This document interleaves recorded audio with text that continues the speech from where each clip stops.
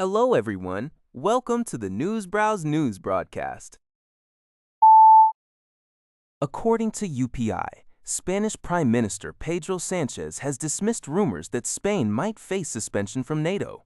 These rumors stemmed from an alleged leaked Pentagon email suggesting punitive actions against allies, including Spain, for not supporting the United States in its conflict with Iran.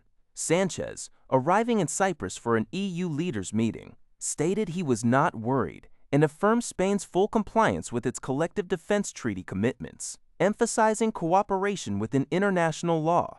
The leaked email reportedly highlighted Spain as a prime candidate for ejection due to its refusal to allow U.S. military aircraft to use Spanish air bases or airspace for strikes on Iran, a stance that reportedly angered then-President Donald Trump. The UK was also mentioned for potential retribution concerning U.S. support for its Falkland Islands sovereignty, despite a Pentagon press secretary's comments about allies not being there for us.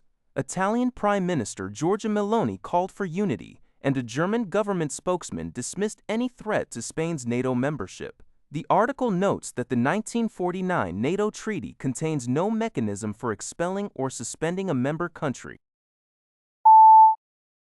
According to U.S. Defense Secretary Pete Hegseth, the U.S. Navy has received authorization from President Trump to target Iranian fast boats operating in the Strait of Hormuz.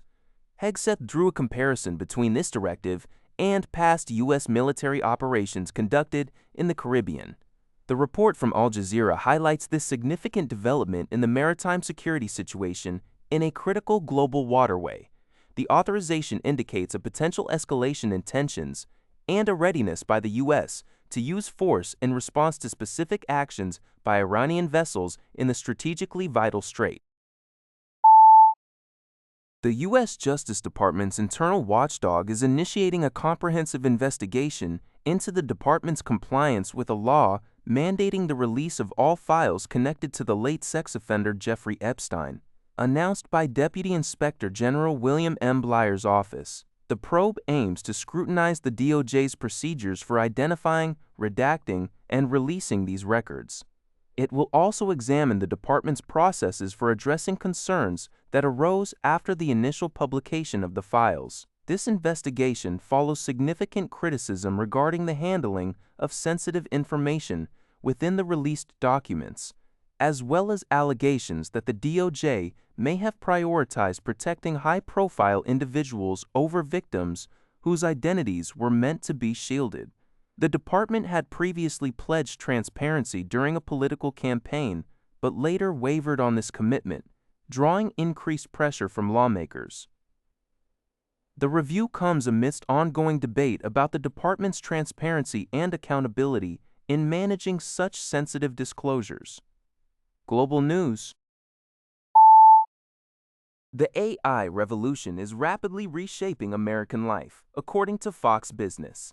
Industry leaders from major tech companies like Meta, Microsoft, and Google are investing heavily in AI infrastructure, viewing it as the driver of the fourth industrial revolution. Discussions highlight both the transformative potential, such as condensing school days with AI tutors and advancing healthcare through quantitative models, and the significant risks. Experts warn of rogue AI behaviors, like blackmail and bypassing security protocols, emphasizing the need for robust governance and a zero-trust approach. Concerns are also raised about cybersecurity vulnerabilities and the competitive landscape with China.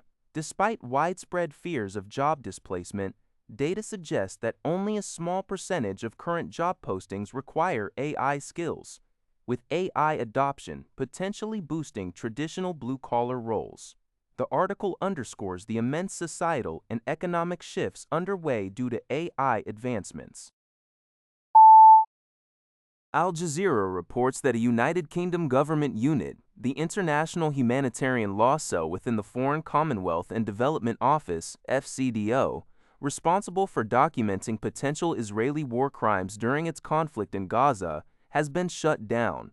This move, initially reported by The Guardian, is attributed to funding cuts. The closure also impacts the Conflict and Security Monitoring Project, run by the Independent Center for Information Resilience, CIR, which conducted open-source monitoring and maintained a database of over 26,000 incidents in the Middle East since October 2023.